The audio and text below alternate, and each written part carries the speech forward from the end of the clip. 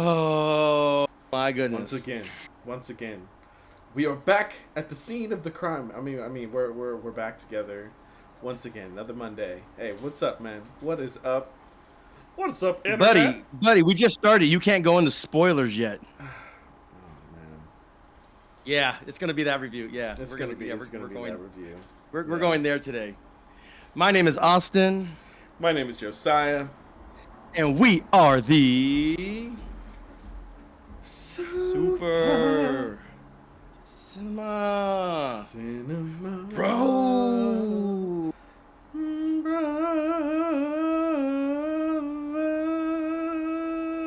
Brothers. like Yeah. like homeboy from No Other Choice. After he drank, Oh yeah, that's right. did that win Best Picture? Oh, Yeah. Such a such a sheesh. PG callback for us to do at the beginning of this review.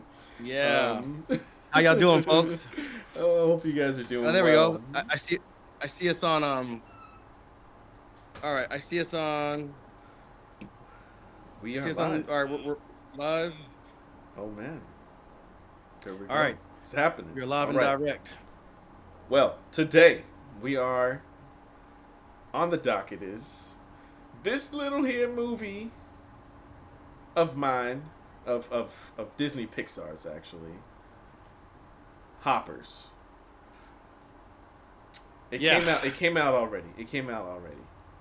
Act Natural. So yeah, the latest, the one that comes out in the year of Toy Story 5, but a few months earlier, and we'll see if people are still talking about it at that point. Maybe hope so. Yeah. But yeah, let's get into the summary of this film and then do our speed runs of things. Do you want me to read it, or do you want to read it this time? I'll go for it. I'll read it this time. Yeah, go for it. Yeah. Okay. I didn't edit it, so you may have to edit it on the fly. Okay, on the fly. That's fine. Hoppers follows Maybelle Tanaka, a college student in Beaverton who spent her childhood with her grandmother in a forest glade inhabited by wild animals, particularly a thriving beaver colony. Pardon. When the mayor announces plans to replace the cherished glade with a freeway, Maybelle's passionate activism to save it puts her at odds with her college professor and leads her to neglect her studies. She has some difficulty with this, and she stumbles across a secret scientific program that may or may not be revealed in the trailer. No, it's revealed in the trailer, which allows human consciousness to transfer into robotic animals. Seeing such an opportunity to understand and save the animal community she loves, Mabel uses the technology without permission, enters the hidden world of the Glade, and uncovers real forces threatening their home. The film explores themes of environmental activism, the ethical boundaries of technology, and the gap between human and animal perspectives on shared spaces. As Mabel navigates life among the animals while concealing her true identity, the story examines how passion for a cause can cloud judgment, and whether the ends justifies the means when fighting for what we believe in. The narrative delves into questions about coexistence between human development and wildlife preservation, asking what we're willing to sacrifice and what lines we're willing to cross to protect the natural world.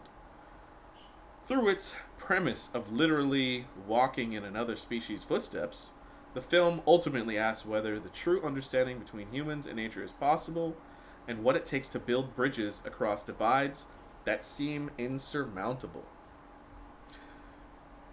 What is up? Keep it real. Good to see you back here again, Yo! man. Oh my goodness. Oh, fascinating. What's good?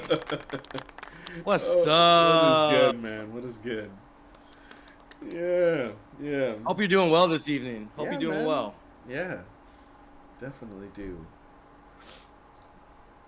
Wonder if you, yeah, let us All know right. if you checked out this film or not. All right. So, yeah, that's a summary. I mean, it's relatively straightforward. Most of it, yeah, you do see in the trailer already. The like, one or two little details here and there you get like at the beginning of the film, but yeah, you more or less know what's going on from even that first trailer. Um, okay. Speed run time. Do you want to go for it, or do you want me to try and tackle this one? You go for it first. Okay. Yeah, we're doing well, man. We're doing well. Thank you. Thank you. We appreciate it. Mm-hmm. Yeah. Been going through some slight rounds of fighting. A little bit of sniffles and sickness here and there, but nothing crazy. Doing pretty well today overall. Mm-hmm. Hopefully, yeah, you've been avoiding it that stuff yourself. Okay. Yeah. All right. So. All right. So right now we are in spoiler-free territory. Mm-hmm. Spoiler-free territory. We're gonna give our speed runs before we go into spoiler territory. Mm-hmm. All right, Josiah, when you're ready, go for it. All right. So her name was Mabel Tanaka. All right.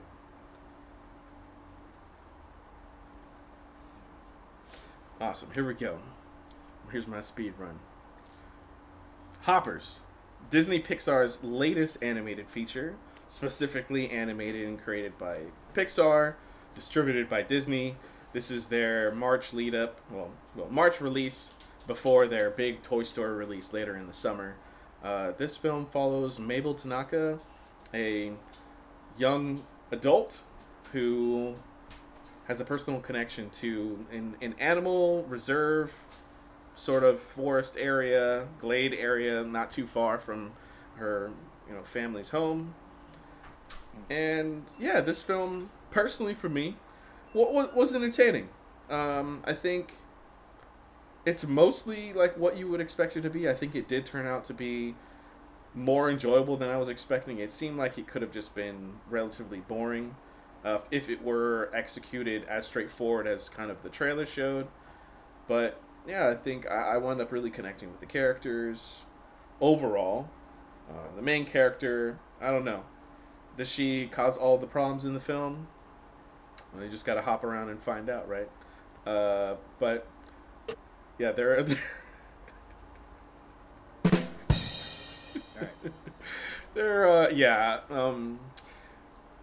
She is not exactly the shining star of the picture for me personally, and that's probably where the film shines. Ultimately, I think the supporting cast for this wound up being exactly that, like a supporting cast that uplifted the entire experience overall. Without the representation, well, not in that sort of way. Without the cast being as fun and diverse and dynamic, and I think them taking opportunities and chances to make some jokes that may or may not land, I think it wound up turning out to be a fun experience. It wasn't anything that was trying to blow open award season coming next year or anything like that. I think it understood what it was going for, the story that it wanted to tell, and I think told it in an overall heartfelt way. But yeah, it's not going to be your favorite Pixar movie. I don't think it's going to be your least favorite Pixar movie either. If you have any interest in these kind of films, I would check it out. This may or may not be a hot take, but personally, I thought this movie was overall more enjoyable than a certain Zootopia 2 last year, but we'll get into that in our longer review. So check that out when you get the chance. But yeah, Hoppers. I would say perfect film to watch with the family. I don't know if I can recommend going out to the theater to check it out unless you're like really passionate about it. But yeah, this is the kind of film that when I was younger would have loved to pick up at Blockbuster, run on home with some fast food on the way home, and just sit down in front of the couch and watch with the family. But Hoppers, there it is. All right. Thank you for your speed run, Josiah. I guess it's my turn. All right. Hoppers or as I call it, my child's first environmental eco-terrorist starter kit. Um, this movie is socially irresponsible. Uh, this movie um, is to environmental activism what The Notebook is for romantic relationships. Say no Mind more. you, I think that makes complete sense. Mind you, I've never seen The Notebook. By God's grace, I have watched video essays on YouTube about it, and what I've heard about the movie is horrifying. It's like, you know, you want to be able to make general statements just because you want the world to be a certain way, you know. You know, young women have good taste in movies and in story. And then The Notebook comes out and you're like, oh my gosh, I got to rethink everything. Oh. Quick question, God. Why? But yeah, this movie is basically that. I can't really tell you why until we get into spoilers, but yeah, this movie is socially irresponsible and it teaches kids horrible lessons. And yeah, I'm not even anti-environmentalist. Like, nah, I'm not that guy. But yeah, this movie is, I mean, the animation is good. There's a nice song by SZA. Speaking of which, SZA is killing it on the animation soundtracks. She's got this movie. And by the way, this movie did very well in the box office. I saw the trailer. I already knew it wasn't going to be the movie for me, just because it just looked kind of cheesy to me. I just wasn't particularly interested in the concept. Not knowing that the movie was going to be what it was. But, yeah, so that's that. But yeah, SZA has a decent song in the movie.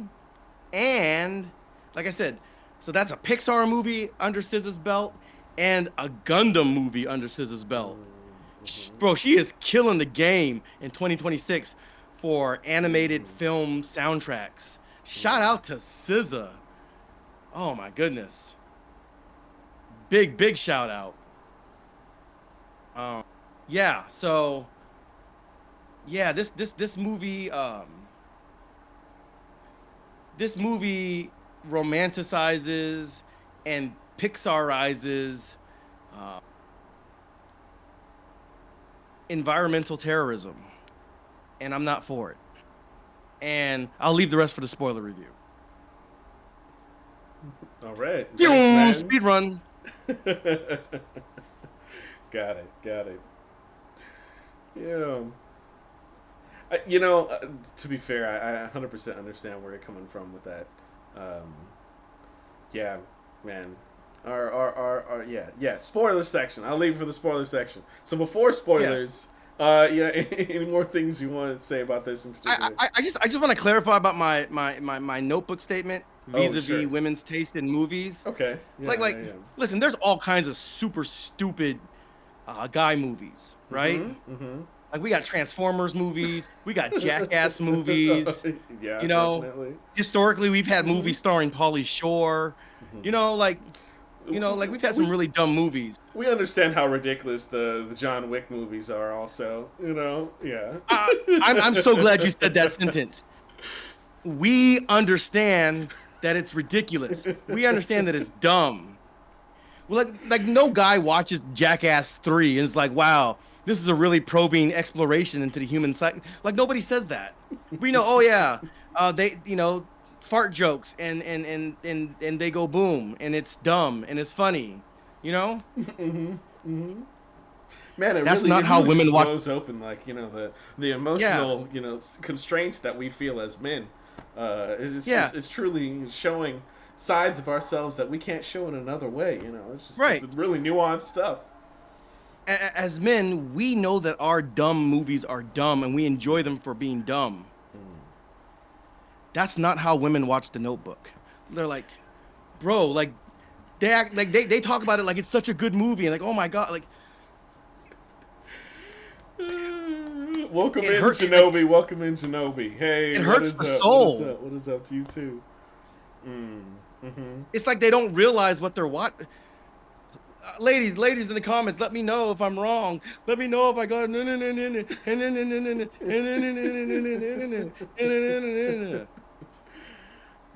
But you know I'm right, so like I'm not gonna. Yeah, so there's that. We won't read Um, your specific comments, but have fun. You know, throwing them yeah, out there. like I heard women talking about like how they thought Barbie was like a really good movie. I'm like I know GI Joe movies are stupid. Like I know they're dumb. I know the Ninja Turtle movies are dumb. I mean, it's. Oh gosh, that's not nice. I was gonna say it's starring Megan Fox. Like that's not nice. That's not nice. Oh no! Oh no! It's true, but it's not nice. Oh man, yeah. All right. So Well, going we so also connecting have that. what's his name? Stephen Amell in the second movie playing Casey Jones. You know, so Green Arrow fans out there, Arrow fans All right. out there. Sure. Yeah, if you say so. Yeah. Okay. So we'll get into that. How this movie is like the spiritual. It maps on spiritually to this movie in the spoiler section. Is there anything you want to say before we get right into it? All right, so I'll say I did actually check out this film. It's probably been like almost like a week. Well, a week, maybe what 9 days ago or something like that. So it's not like the absolute freshest in my mind. So, in that time period, it's given me pause to kind of reflect and be like, I enjoyed the movie when I watched it. I enjoyed it when I came out of it. It's not really stuck or like hung with me in like any sort of particular meaningful or special way. It doesn't like detract from like how fun it was to watch like in you know at the time period. Like I was saying, it'd be awesome to watch like with your family at home, with a bucket of popcorn and all that stuff. If you like need a break, and as a parent you're like, oh man, like I get breaks when I go to the theater and my kids actually watch the film, or I don't care that they're throwing popcorn all over their neighbors. Like it just gives me a moment to like fall asleep. I could see doing that to this movie. Yeah. Again, I'm glad you said that as well. So for me, this movie review will be like the second half of the movie, the part of the movie that I woke up for. The first part of the movie, past like the basic setup of the grandma, she's really cool, and then she dies and all that stuff. Oh, sorry, spoiler alert. Uh-oh. The first half of it, I kept nodding in and out because like the premise just was not interesting enough for me. So, mind you, in fairness, I did watch it in the middle of the afternoon, and sometimes that's kind of like not off time, The classic 3 p.m. Afternoon nap. Yeah. Yep. So, we all got that as adults biologically. Yeah, that's just how it goes. Yeah. Yeah. Yep. Especially when the movie doesn't hold your attention. Yeah. Yeah. But yeah. So I'll be talking about that. So. Okay. So I mean, just as a personal curiosity, then, like, where do you place this yet in relation to Zootopia 2, or maybe even Goat? For overall, like, let's say, story and characters, animation. I don't know, however you want to describe it. I don't want to limit it. Yeah. The animation. So at this point, I feel like Disney animation is pretty much caught up to, if not surpassed, Pixar in a couple instances. I was at. Oh, this is Pixar though. Yeah. Yes. Oh, so I was about to say, I get what you mean. Yeah. I just revisited watching Encanto. I'm like, yeah, this isn't, bro. This movie can't even hold a. Hang on. This movie can't even hold a candle to Encanto. Thank you. Yeah. So oh boy. Yeah. So like this movie, compared to like Zootopia 2, animation same level. Like all the technical stuff is at the same level. I would say about as interesting or about as boring, because I nodded off during Zootopia 2 as well. Hmm. Uh, but I would pick Zootopia 2 just because Zootopia 2, the message of the movie is seeking justice Well, for an oppressed animal group, that's fair. anthropomorphic animal group, and seeking justice and the redress of grievances and righting Mm, wrongs. And so mm, the message is far more positive than this movie. mm-hmm. Um, you know, this movie this movie treats being an eco-terrorist the same way that the Notebook treats being a lying, cheating, two-timing whore. That's exactly what it does. And we'll get into that. The movie is socially, for the same reason, socially irresponsible.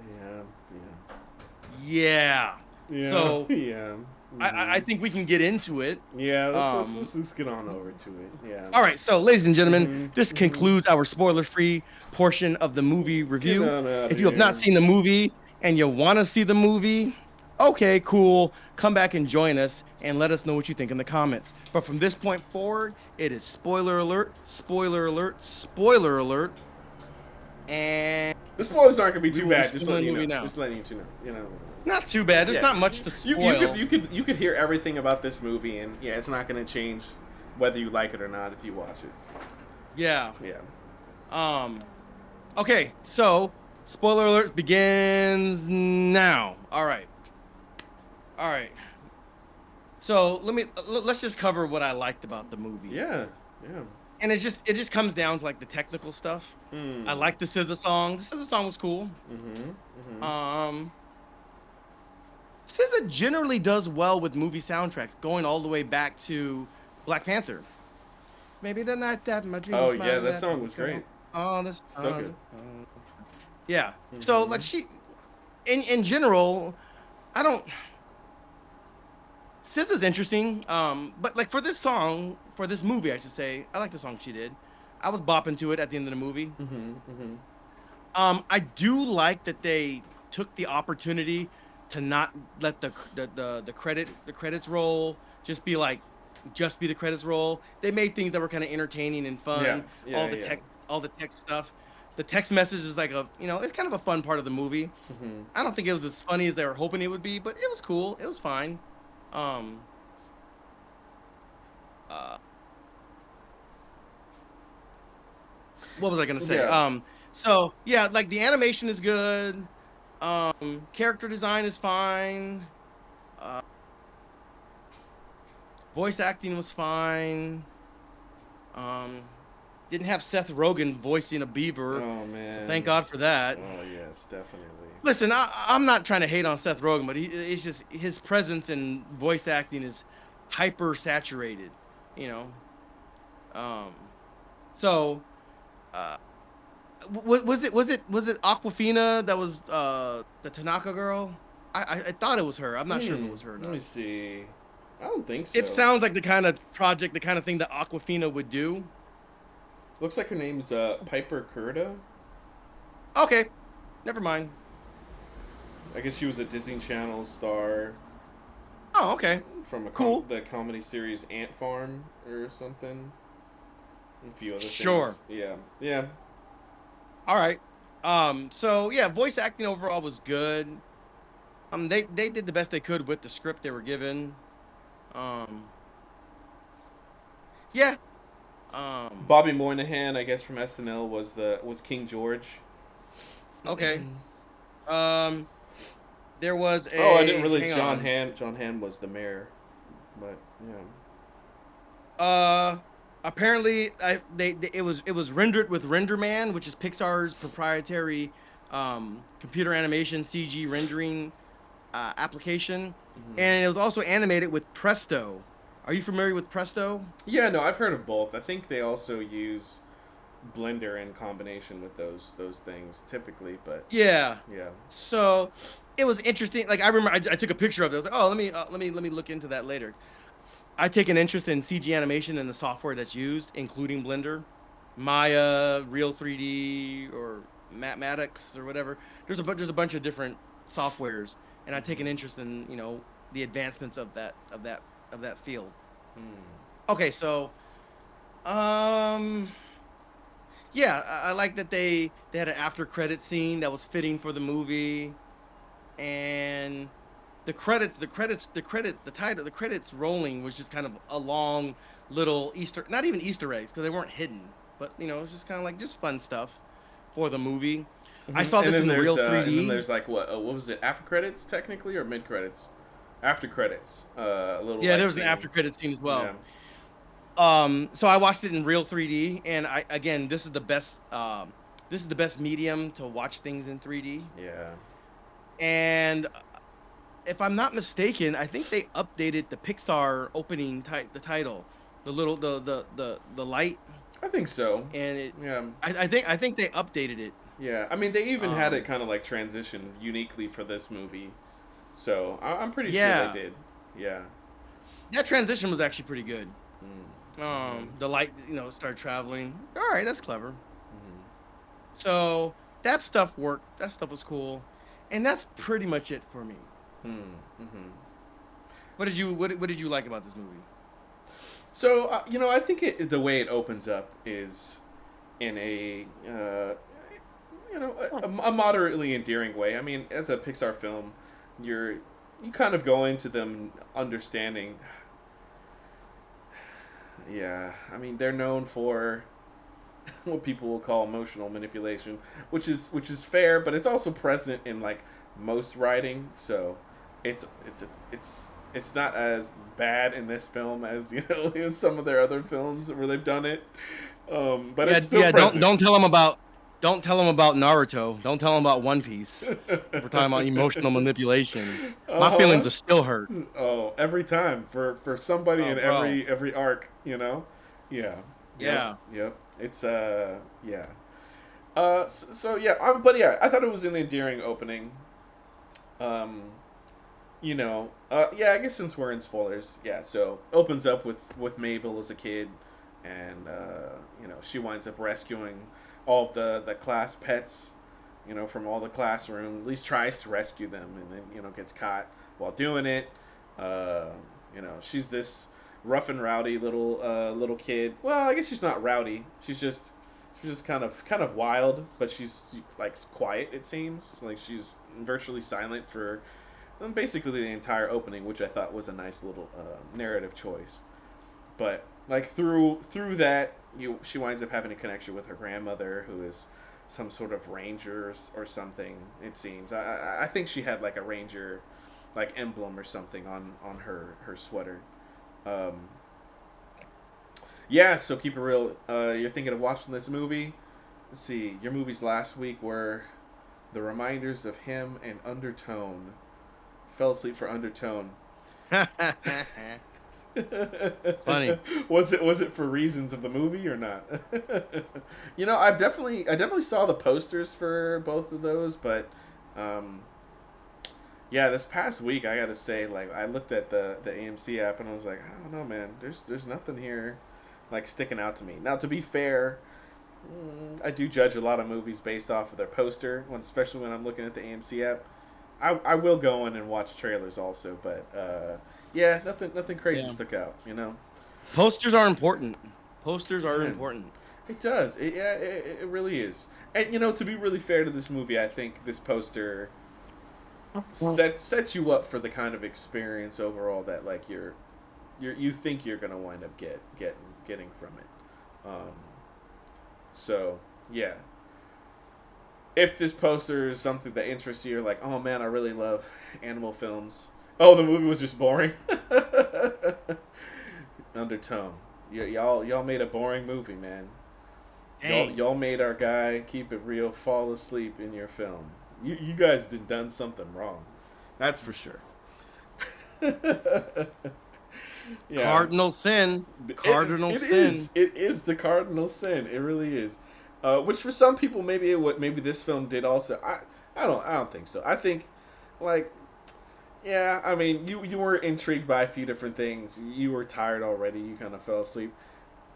Well, I'll let you speak for yourself as well. But Sure. yeah, for me, I think it was intriguing enough. Like I felt the heartstrings sort of like slight tug. You know, she connected with her grandmother. We got the feeling that her grandmother was basically the same kind of spirit that she was, and so her grandmother was able to, you know, connect with her and like help her through the frustrations that she was feeling about. She had very big emotions for the animals, not wanting them to be living terribly, you know, cooped up in cages and being abused by children, even though they're unwittingly abusing the animals. Everyone, you know, kind of in hindsight jokingly reflects on, yeah, the animals in our like third grade class probably weren't treated the best by us. You know, every child is like a little more rough with animals than they should be. Case in point, I know some kids that like absolutely love chasing lizards, and those lizards, man, they take some limb damage around little kids, for sure. Yeah. You know. Anyways, yeah. So I just thought the way that it's set up was endearing enough. And then beyond that, yeah, you know, like I said, hinted at earlier, Mabel. This is the kind of film where 110%. Well, I'll be a little more charitable to her. 80% of the movie's conflict comes from Mabel herself. 20% comes from the mayor and situation she's frustrated about. Yeah. I'm about to say some negatives here, but I'm not supposed to be saying negatives at the moment, dude. Bobby Moynihan's King George. I love that character. That character was a lot of fun. Like the way they set him up, the way they're like, oh, you got to go to the king. You got to go to the king. She's like, there's a king, you know, and you're in this kingdom. You know, as they, you know, set up his revelation, you know, my mind is going, the gears are going. I'm like, oh man, how are they going to portray this guy? Is he going to be like super tough? Is he going to be rough? Is he going to be like an idiot? He's going like, where are they going to go with it? And I think they did. I think they made a nice choice. You know, it wasn't one major extreme or the other. They didn't go like the route of, oh man, this guy is gonna be like a total tyrant because he's got the super dam. You know, he was fun to watch. He was definitely my favorite character throughout the whole film, and I could even argue that he should be the main character in a lot of ways, since he does, I think, technically have the biggest conflict for the vast majority of the movie. But you know, writing choices are writing choices. It's not a big problem overall. I think there are a good number of jokes that like they attempted that I thought were funny. They attempted. They attempted. Yeah, I mean, like for instance, the like it sounded like like, you know, that one was like it was like it started off like this may not work, and then, you know, it kind of rose above like the bar for working and not working for me.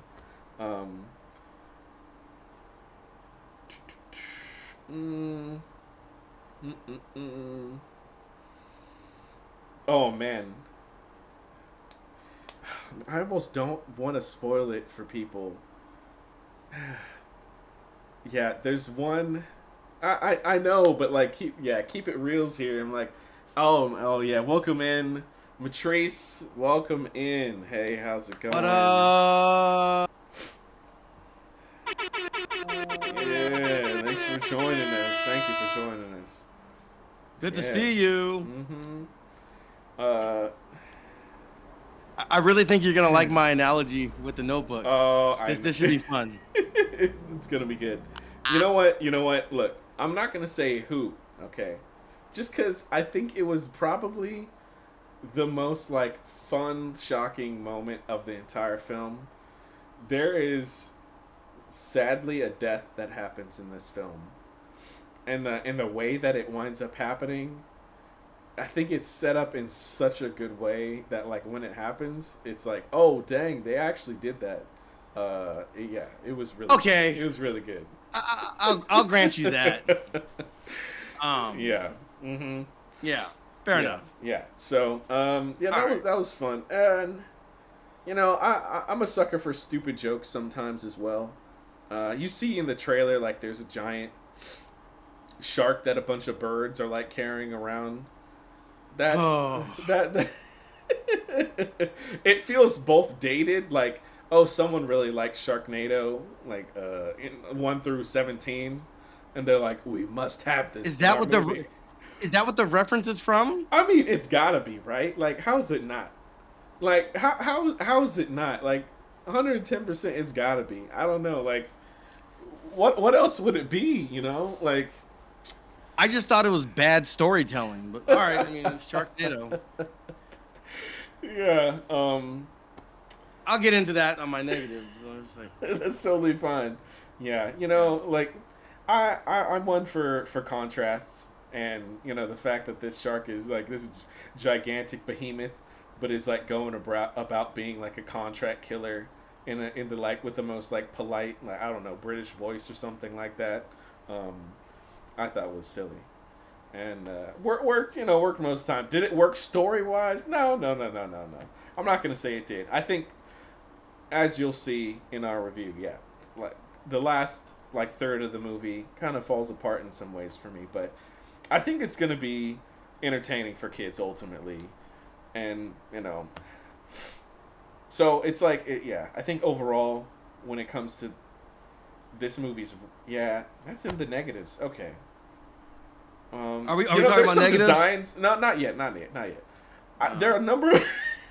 I'm holding them back. All right. I'm holding them back. There. No, we are in the spoilers section, Matrice. We did the non-spoilers in the first like 30 Yeah. minutes, We're 20 in minutes. spoiler territory now. We are in spoiler territory. I'm sorry.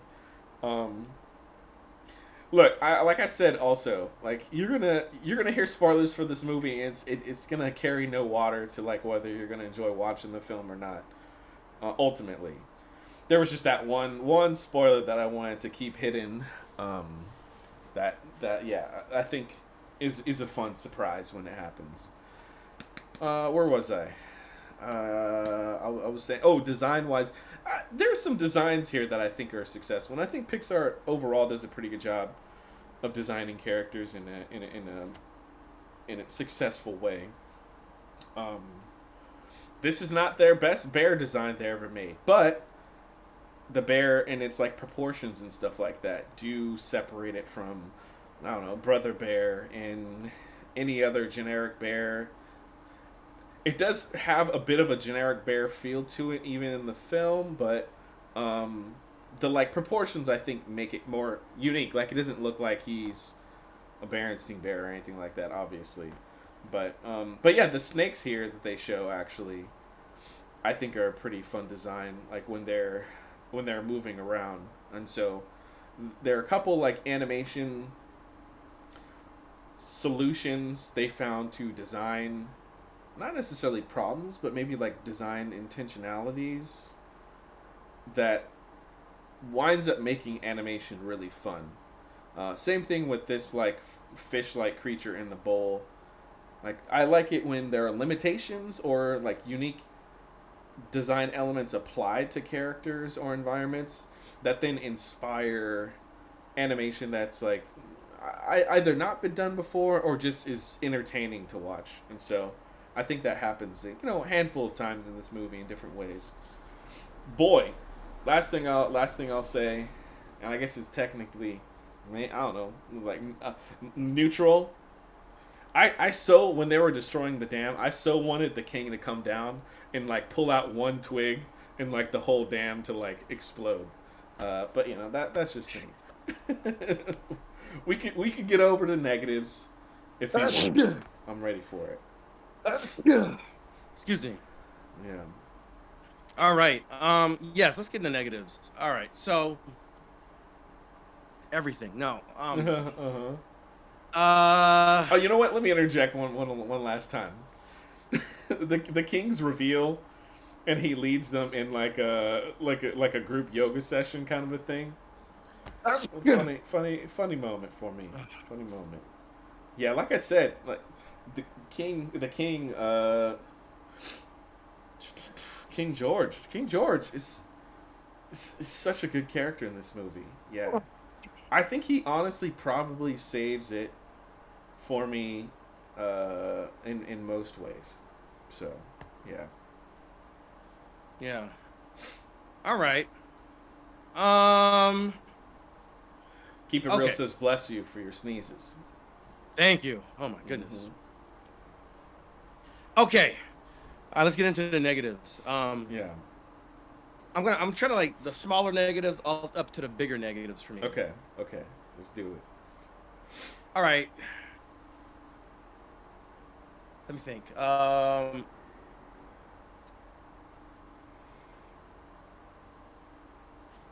Maybe I'm just a little worn out on the like troublesome kid with a heart of gold trope. Mm. You Mm-hmm. know, Mm-hmm.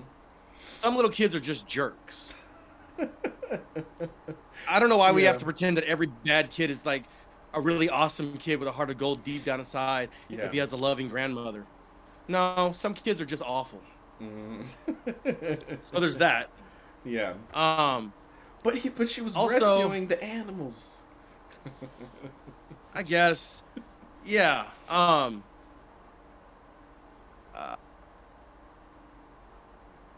yeah. Okay, so when a Pixar movie, a Toy Story movie, is more grounded in the laws of physics than a movie that ostensibly is supposed to be a little more realistic, I think that's kind of problematic for me. Hmm. I mean, the physics were virtually non-existent in this movie. You had seagulls carrying up a great white shark. I'm like, all right. Yeah. Yeah. Um, Mm-hmm. like they didn't even have like a whole like flock. It was just like they were just holding up like the wings and the fin. It was like, all right. They're Yeah. not even being Yeah. like they're not even trying to be serious at this point. So why Yeah. should I take this movie seriously? Yes. Yes. Mm-hmm. So that was annoying. The the mayor of this town is bad guy trope. Eh. Uh, Environmentalism always has the right answers. Eh. Mm. Yeah, they always do what's best for people. They're always on the right. Like all that stuff. Eh. Yeah, it was really lazy in like the nuance, depicting the nuance of either side and like the problems that either side has and the I mean, positives. the professor was like, "Hey, you know what? He's actually right on this. There are no animals living in that area, that pond or whatever that you're Mm-hmm. trying to save. They're not actually hurting anybody, or they're not actually hurting any Animals, animal yeah. life." Mm-hmm. Which to me was like, okay, well, then why is this movie a thing? Why is this even a movie? Mm. The mayor is not a bad guy. He's Mm-hmm. not. Mm-hmm. You're trying to make him out to be a bad guy because you disagree with him, You but know, but technically, the artificial trees uh, is the reasoning for that. oh, okay. Was that in the first half of the movie? Oh. Sure. Yeah. So yes, All yes, right. yes, yes, yes. So it wasn't. It sounded better than it was at the beginning there for the mayor. Yeah, he was responsible for the artificial trees that were emitting a like I don't know an auditory sound that only animals could hear. That drove them from the area. So it So you, so, wasn't. so you know what I was doing during the first half of the movie? Like there'd be a part of the movie, and I'm like, oh, that's not written really well. Like I like close my eyes and think of like how I would do it differently, and then 5 minutes would pass, and I don't even know where I'm at in the movie anymore. That happens several times. Yeah. Got Yeah. it. So Got it. okay. So okay, fine. But again, like these animals had adjusted, they had adapted, and they had their own spot, and it was fine. Yeah. There was no. There, these are all Yeah. problems that the Tanaka girl created. She Yeah. caused. I mean, she. Yeah. It's Yeah. true. It's true. No, so it was technically the mayor's fault, but the way they depicted it, they could have made their lives seem like worse or just not unattainable, but like unsustainable or whatever, at the like super dam or whatever. I mean, they said they wanted to go back to the area, but they couldn't. But they were happy to be at the super dam. Yeah, There was no negative, like they could have gone. Yeah. This movie could have gone full Fern Gully, and like Mm-hmm. they're chopping down the trees and murdering whatever. This movie was doing this. This little girl was just like prepared to like make everything about her and what she wanted, Mm-hmm. and Mm-hmm. it was her hubris and her selfishness that like drives the conflict of this movie. Yeah. These beavers would have been totally fine. There was no existential threat to them until she came along. Yeah. You know? Yeah. I mean, I think that it's trying to like to be devil's advocate. It's trying to like not. It's trying to represent both nature and probably both humanity in the instances where a city or corporation ignores and treads upon the little people to achieve what they want. You know, like L.A. or something like that, where thousands of people were displaced. For freeways and all that kind of stuff. But it doesn't depict it in a particularly well way. Especially The people wanted this bridge. they did. The people wanted the bridge. And here, let me throw in real quick one of mine's probably smallest nitpick. They have a shot where they show that like 99%, 90% of this bridge is 95 maybe even of this bridge is completed. It's just that one section that goes above this area that's not completed. Design wise, you wind up seeing it's like an elevated bridge, so it's like an overpass kind of a bridge looking thing. So design wise, you can see that the like supporting beams, they're happening in a regular pattern. So it looks like, or the columns, supporting columns, it looks like all the supporting columns are there, but just not the section between columns.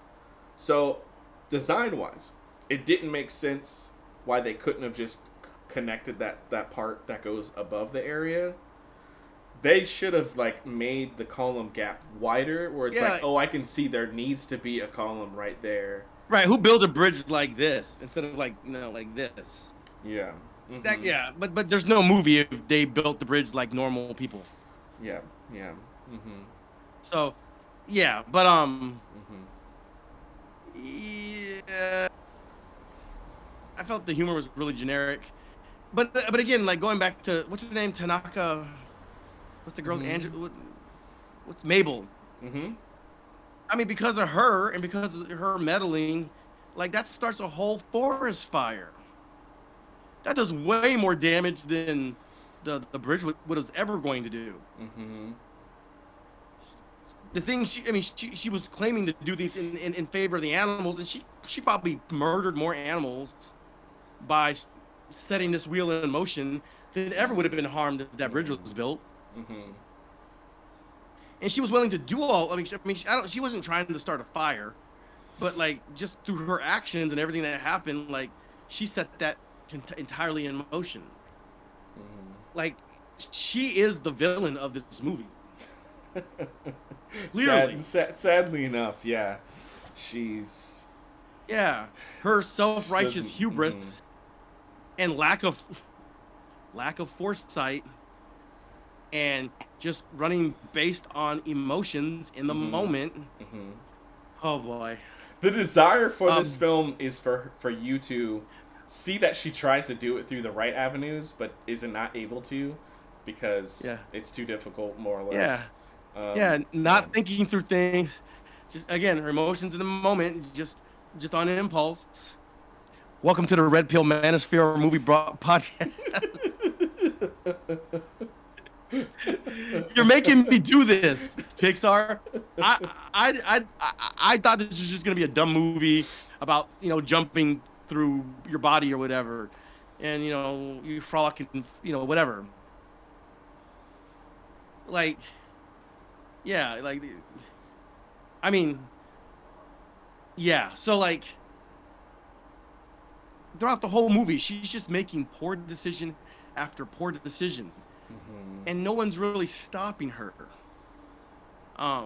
And you see what happens, Sheesh. Man, the opposite winds up happening. Also, there are a couple of people that like believe they can trust and like believe in her, which is partially their problem, And but she made their lives way worse. way worse. Yeah. Mm-hmm. She's a listen. What I'm trying to say is Mabel is a horrible human being, a horrible human being, and a horrible beaver. Mm-hmm. Mm-hmm. Like cross Mm-hmm. species, she's just the worst. Mm-hmm. She's Mm-hmm. awful. She's morally repugnant. At the very Um, least, she tries to tell um, King Phil. Why I keep forgetting his name? George. It's such a straightforward name. She tries to tell the truth to King George at one point, but classically is interrupted. Like happens in storytelling. oh yeah, Mm-hmm. I'm about to spill the beans, but oh no, a comet, asteroid falling from the sky trope. Mm-hmm. Yeah, and listen, Yeah. I'm not just ragging on like there are other women in this movie that are clearly the voice of reason. The scientist lady, although it's like she's kind of a mad scientist herself and she's meddling, Mm-hmm. but she Mm-hmm. did say no, don't do this, and Mabel didn't listen, and then the rest is history in the movie. Mm-hmm. She was trying to stop her from making things worse, and she was Yeah. unsuccessful. At the same time, I could. what she's doing is like towing the line of meddling. Also, um, she's like Huh? she's like trying to advance technology for scientific purposes, but it's like, I mean, you're going maybe a little bit like you think injecting yourself into a species and not being picked up is not necessarily crossing the line. Yeah. Anyways. Yeah, and so yeah, it's just kind of bad all the way around. Um, in some ways, I feel like this is like an anti-feminist screed that it didn't. Say that once more. Oh wait, go back like 30 seconds. I feel like this movie is an unintentional anti-feminist screed. Um, it makes women look horrible, horribly untrustworthy, and horribly unwise. Hmm. Again, I didn't make this movie. Don't come at me. Mm-hmm. You know, Mm. your beef is with Greta Gerwig. Like don't come for my head. Mm-hmm. Mm-hmm. Um, uh, this movie, like again, like this movie makes women look like, oh man, I'm not. It just makes them look horrible and like completely lacking in foresight and like, Mm. you know, I don't know, there's not man. really. Her grandmother wanted her to just stay and listen. You know. How come she didn't know that her granddaughter was a terrible human being and was not going to listen to her? Yeah. Yeah. I mean, you saw she got dropped off from school because her mom had to go back to work because she got kicked out of school and couldn't handle her. That should have been your first hint. She's hiding up in the tree, you know. Mm. Well, I don't need this. I don't need her to sit at the meadow with me. I need to take out the paddle. I need to take out the belt, and you know, and give her a spanking or Mm. something. Mm. I mean, this movie is like this is what happens when you don't spank your children. Well, okay, You know? that actually connects to two things that I think of. One, all right, seems like she lost her grandmother when she was an adult or Teenager? maybe a teen. So I High mean, school or there's something? enough time for her grandmother to have like taught her a lot. Not that Who like spanked her? do spanked her a few times. Right. Sometimes grandparents do, sometimes they don't. Sometimes they go too overboard. It's not and the really their parents- job. The parents ask them not to do it. Yeah. Anyways, Yeah. I was gonna say though, dude, they made her parents in this movie into like atrocious people. Like there's zero relationship that she has with her parents. Like it doesn't seem like they loved her in any way, shape, or form. Which is like incredible. Like how Yeah. does this happen? This is like is this 1940s Disney movie? You know, where like the mother and father are absolutely absent or something like that. Like what's going on? Right. Okay. There's another thing. So I came across. I think this showed up in my Perplexity feed or something like that. Mm. And one of the producers of this movie, his last name is Proctor. He's like the lead guy at Pixar now. Okay. and he was talking about how he didn't want movies to like basically be a therapy session for the showrunner, you Oh. know, for the person that's making a movie, like the director or the creator of the movie. Mm. It's like their pet, you know, therapy session project. Because he Yeah. feels like some of the movies have kind of turned into that, Mm-hmm. or just, you know, their cause celeb, their little, you know, their little Mm-hmm. social justice issue or whatever. Yeah. Like he Yeah. just wants to make good movies. But then I see this movie, I'm like, bro, did you mean that, or like, did you feel that way after you saw this Yeah. movie? Yeah. Because this movie is all of that. Mm. Now it Mm-hmm. doesn't push any like, it doesn't push any like, you know, it doesn't push any alphabet stuff, or it doesn't push any of that stuff. Mm-hmm. Mm-hmm. No, but you know, kind of environmentalism broadly speaking, Yeah. but like, she's a terrorist. Like she's like, So, yeah. yeah, In fairness, you can, she does recognize that she is causing all these problems. I'm trying to remember the moment in which things shifted and she like learned her lesson. Do you remember what moment that was? nah, bro, this is like the Notebook. She didn't learn any lessons. Yeah. No, everything. Okay, let me just. I'm glad you asked that question because that gets to my central existential issue with the movie and why I compare it to the Notebook. The Notebook is about a woman who lies and cheats on her, you know, has a whirlwind romance with a guy, and then the parents say no, so apparently she goes off and marries another dude, and then the first guy shows up in her life again, and then she starts sleeping with him, starts banging him, and then, you know, apparently the husband, who was a good man, good guy, you know, had everything going for him, but because he was stable and he was sane, you know, he was boring to her because she is a lying, cheating whore, and she doesn't, you know, she wants that F boy energy, so she goes to Ryan Gosling's character, and wouldn't you know it, at the end of the movie she gets Alzheimer's, so she doesn't even remember it. At no point does she ever have to take accountability for anything. Accountability is not present anywhere in that movie. Mm-mm. Is But it's so is that why women romantic, you know. is that why women like this movie so much? This has been another episode of the Red Pill Manosphere Movie Review Podcast. See you guys. Have a good night. You're making me do this. Oh This- man, yeah. Mabel- yeah.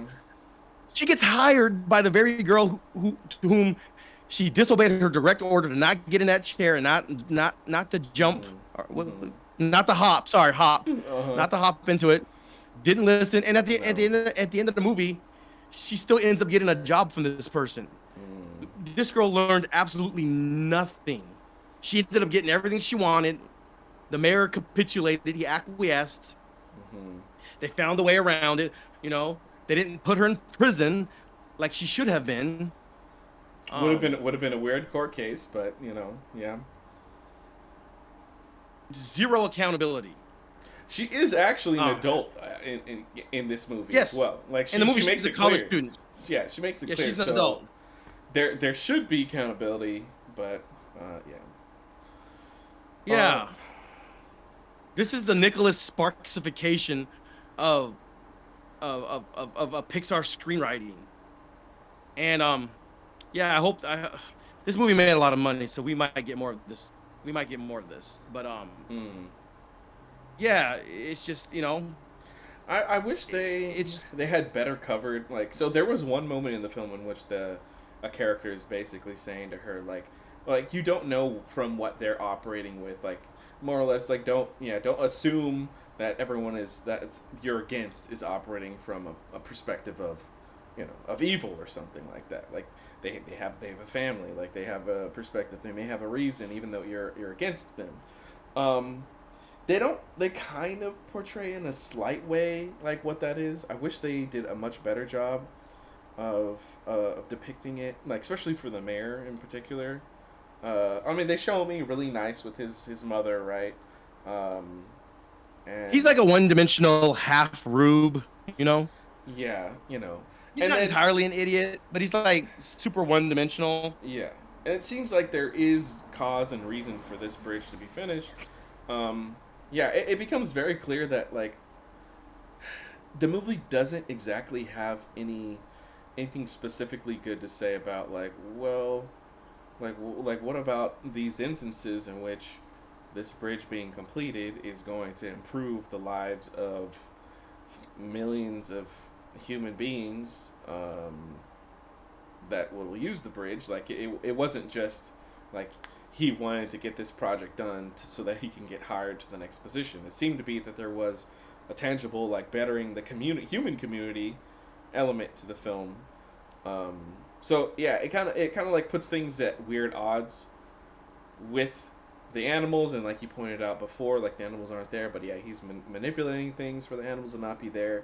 But there's like this is a real thing. Like we really do need to, hopefully responsibly, develop our societies like as humanity.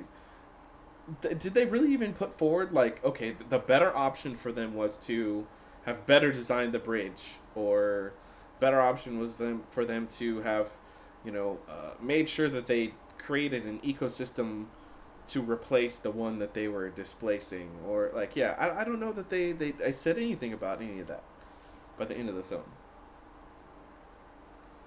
No, but it was all about the feels and the vibes. Mm-hmm. Yeah. Um, she felt like it was bad, and she made a promise to her her her deceased grandmother, you know, to protect this area. But that ship had by the first 10 minutes of the movie, that ship had already sailed. It was already fenced off. Like she had already failed that, you know. Yeah. She was ready to basically blow herself up when they blew up the dam with the dynamite. You know. Yeah, I mean, technically, trespassing. they wholly gloss over. I'm sure it wasn't just. I mean, I think the movie wants you to think that it was overnight that all the animals disappeared, but if she was like really paying attention, she would have seen like the slow decline of the ecosystem. Which I guess because of the trees, they want to say it wasn't a slow decline. But even then, um, like, wouldn't she have developed some level of understanding over the glade to then like better research like what was happening to it? I don't know. I guess they want to Right. like. I guess. I mean, I think the movie wants to tell you that like she just had no idea, but I don't know. It seemed like she Or that takes she a had been small fighting little him. walk. Yeah. Yeah, she had been constantly fighting him along the years. Mm-hmm.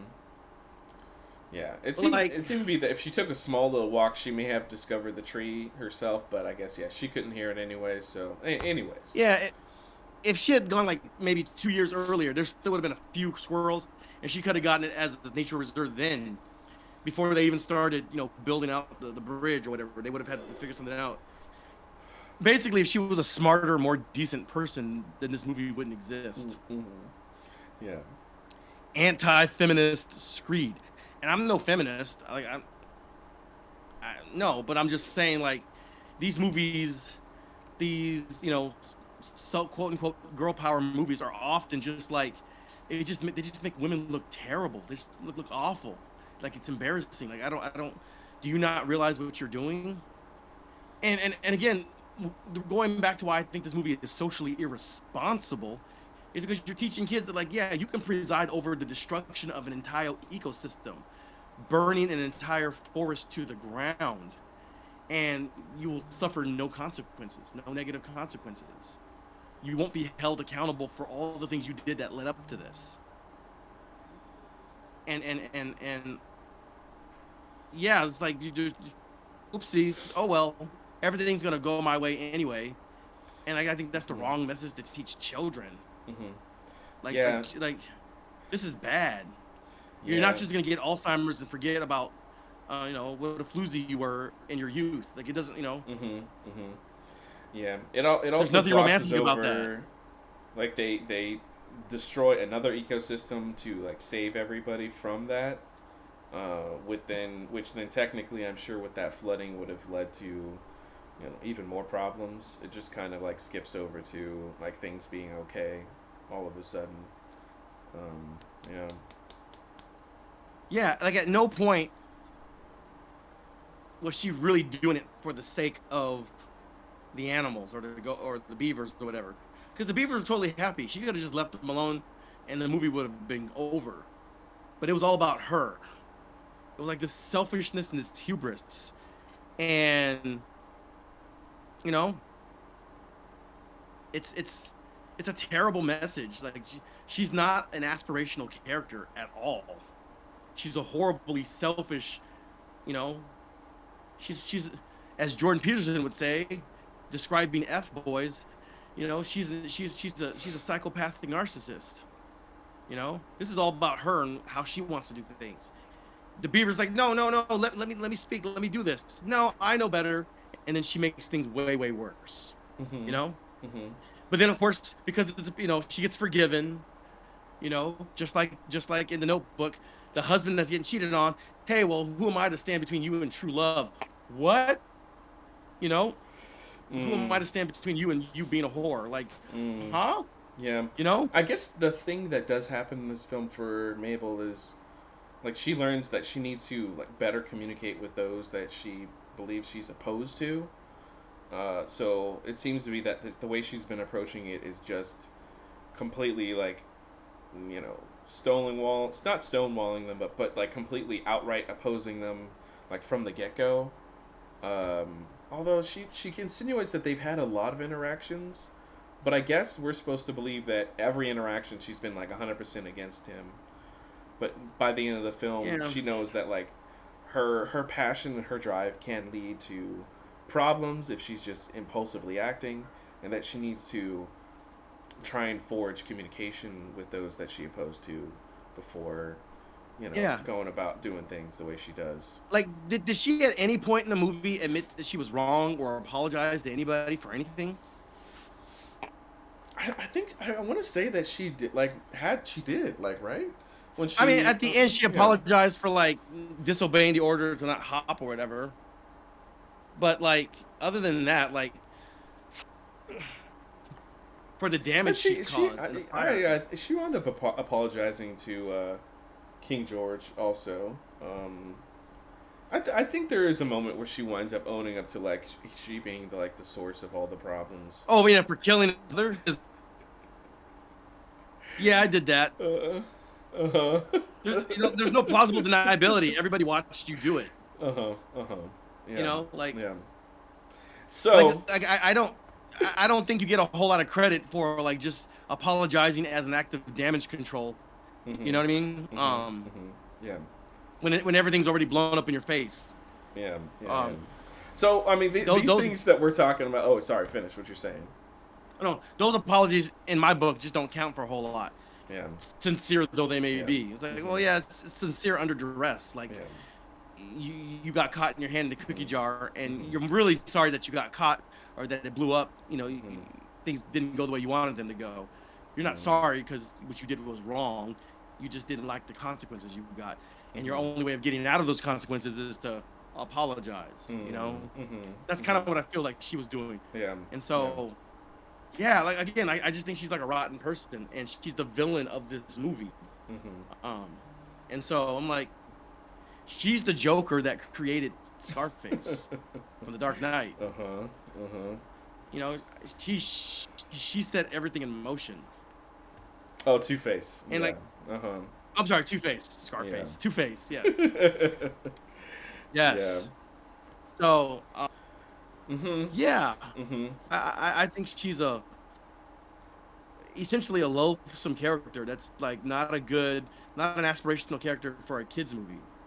This is like a cautionary tale of how not to be a monster, how not to be a selfish jerk who, you know, ends up getting the whole forest set on fire, which almost like destroyed the town, killed, you know, hundreds if not thousands of people, not to mention all the animals that died in all of this. You know what the movie You know? tries to do, though, at the very beginning, lay all the responsibility for how she is on her mom, that, like, throws her at her grandmother and, like, speeds away. It's like you're talking about that one executive being like, oh yeah, we don't want to make these movies that are just, you know, the directors seeing out their therapy within a film. Like, this 100% what this is. Like, it feels like, the director or the writers like just had parents that were busy all the time and just threw them at their grandparents. Daddy wasn't there to take me to the fair, to change my underwear. Daddy wasn't there. Austin Powers. Yeah, yeah. So technically, all of what we're talking about for the last like 30 minutes or more is like the underlying like messaging, that lies within the movie. There is like a possibility to watch the film at a surface level and have fun, but yeah, when it comes to actual messaging and stuff, like not so great. Which is absolutely fair. As a parent, that's very much a thing to take in consideration. Like, this is not necessarily, ultimately the kind of message that you really want your kids to be learning. Unless you watch the film and by the end you feel like, personally, she has learned the lessons that you would hope your children would learn. Or, you're willing for your children to make these series of mistakes and then learn a lesson by the end of it. It's, yeah. I'm not saying it's like a kid watching South Park or something, but, surprisingly, even that was more responsible than some of the things that happen in here.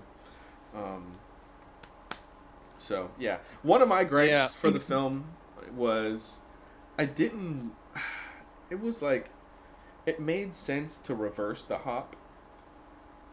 I didn't particularly care about that mini antagonist when they wound up reversing the hop in that last third. Like, there's some humor that comes from it, but the like reverse hop, I want to kill a crowd of humans,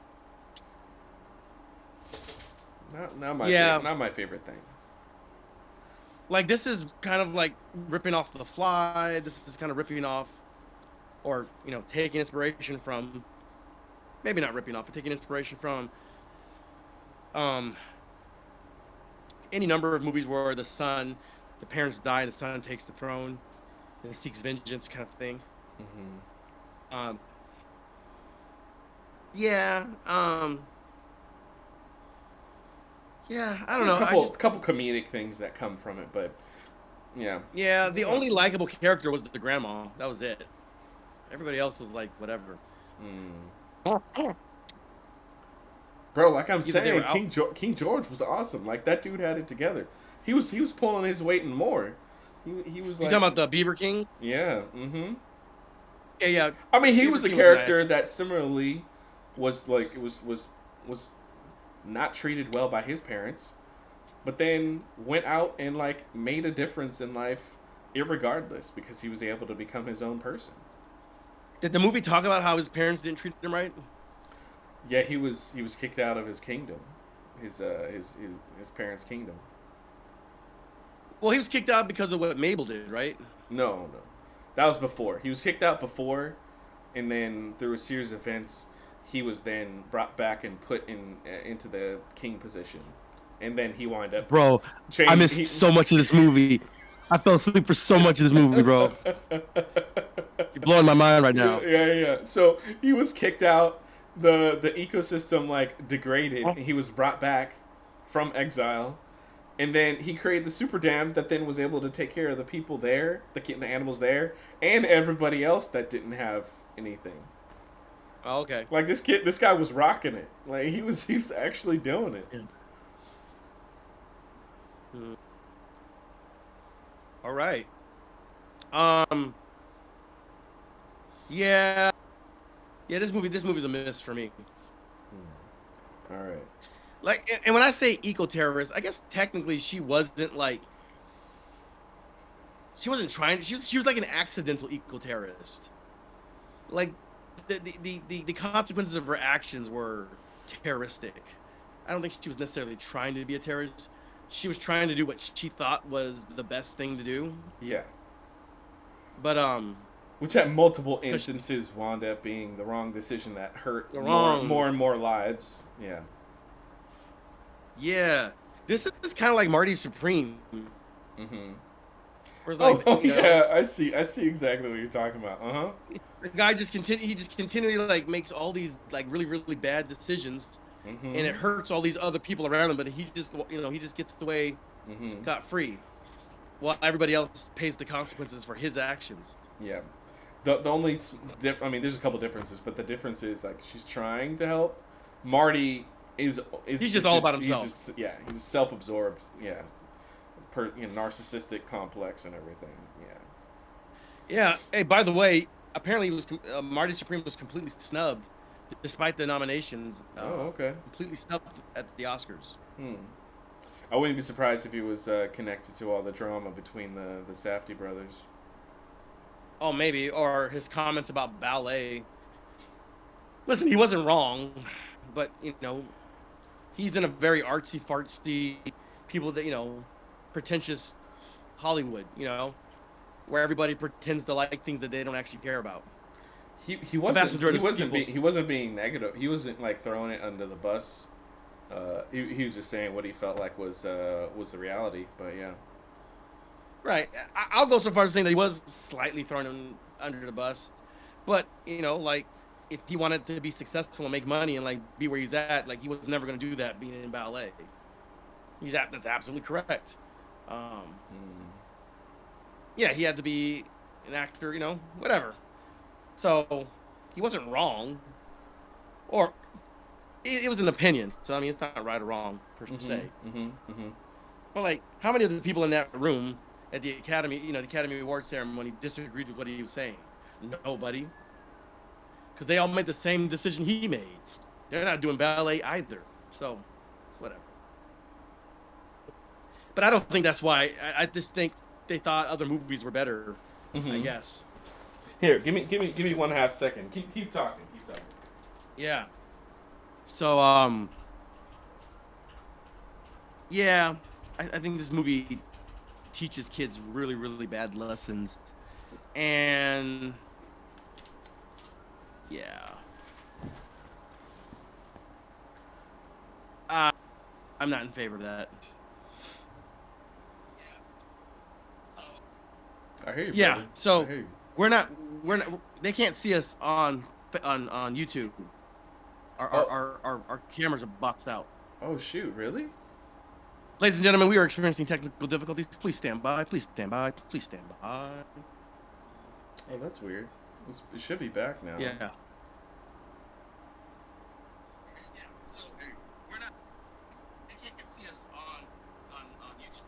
Okay, ladies and gentlemen, you can still hear us, and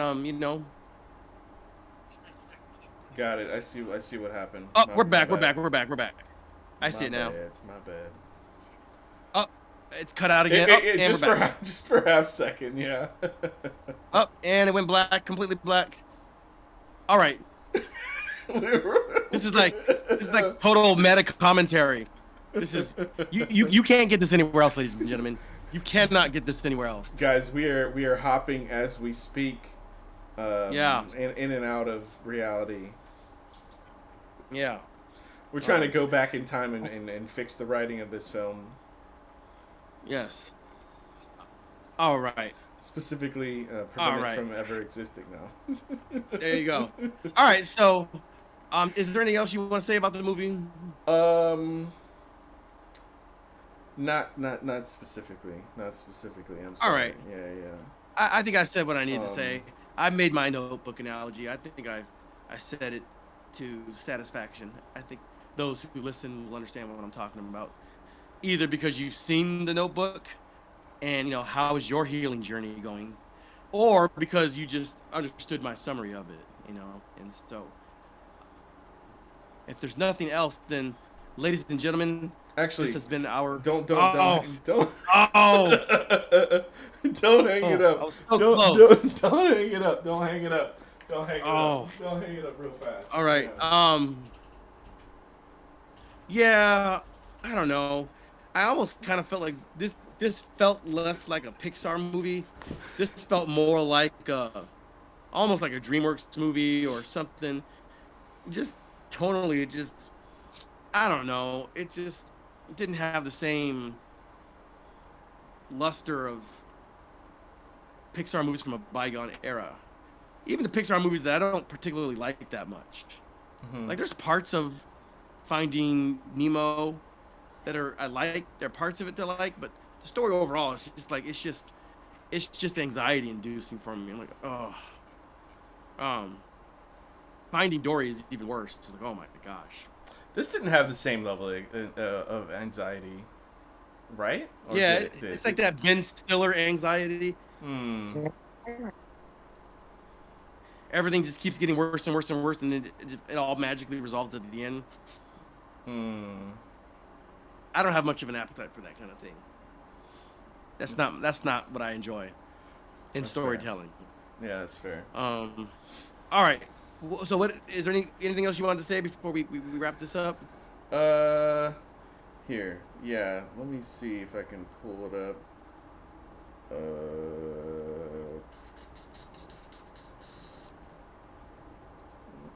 Yeah, Keep It Real said in 10 days it's at 165 million worldwide. Yeah. Um Ultimately that doesn't really surprise me. Um it's a kids movie. There's not a whole lot for kids right now besides this in the theaters. So, it's probably a good time for it to come out strategically as far as like have an animated feature that came out. But yeah. Uh yeah. You know what? I think Okay, I'm just Yeah, I think I'm stretching this out too long. I'm not. I'll do that later. I was gonna pull up. Oh yeah, keep it real. Thanks for joining us. Yeah, catch you next week, man. As always, we appreciate you coming on by and supporting us and engaging with us. Next week we are talking about Project Hail Mary. Excited for that film. So Yeah, I'm actually looking forward to seeing that too. yeah, with Ryan Gosling, but it's not gonna be The Notebook from what I understand. And Praise God. yeah, but so yeah, hopefully you check it out. Before next Monday, you can join us in on the conversation. And yeah, if you go see Hoppers,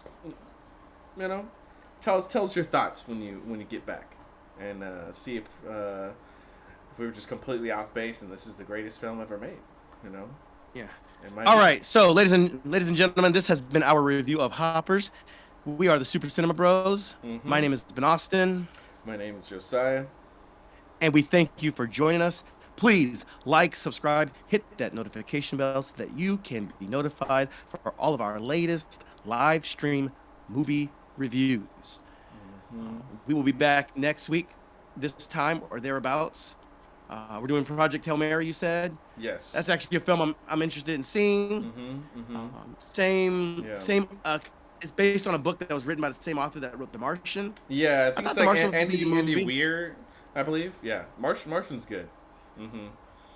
Martian author guy, yes, Mhm. and it's directed by the guys that did the Spider-Verse movies.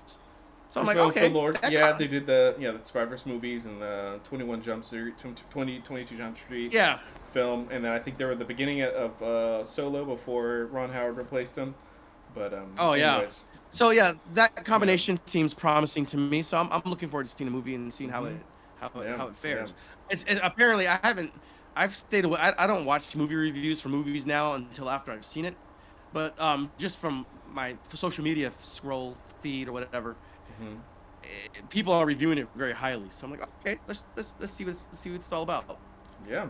Um, Sweet, man. All right, we love you right, guys. so- Also, keep it real, Yep. Janobi, Matrice, everybody else that's in the live that's potentially not spoken up. Thank you for coming on out and supporting us during the live. Remember, you can always come out to the live, chat it up with us, tell us your thoughts about the movie, about what we're talking about, and after the fact. Thank you for watching after the fact as well. Leave your comments and yeah, like, subscribe, all that stuff. Appreciate it. all right, we will see you guys next week. God bless you guys. Peace. God bless you guys. Peace.